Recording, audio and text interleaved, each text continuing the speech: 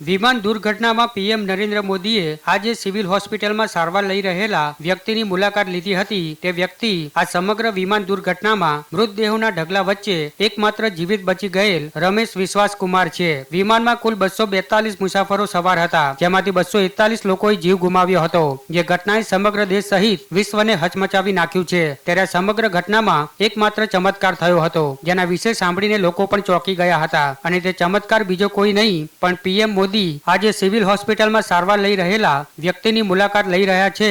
તે રમેશ વિશ્વાસ કુમાર છે, જેઓ પ્લેનના કાટમાળમાંથી જાતે જ બહાર નીકળ્યા હતા અને એમ્બ્યુલન્સ પાસે પહોંચ્યા હતા અને બાદમાં તેમને સારવાર માટે સિવિલ હોસ્પિટલમાં લાવવામાં આવ્યા હતા. જેની પુષ્ટિ પાછળથી ખુદ અમદાવાદ પોલીસ કમિશનર GS મલિકે કરી હતી. રમેશ વિશ્વાસ કુમાર સીટ નંબર 11A પર બેઠા હતા, ત્યારે તેમને પણ વિશ્વાસ નથી થઈ રહ્યો કે તેઓ જીવિત છે.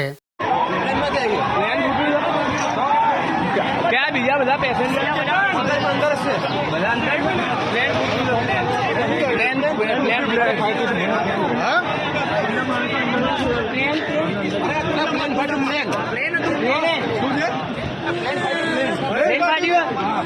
પ્લેન ફાટ્યું.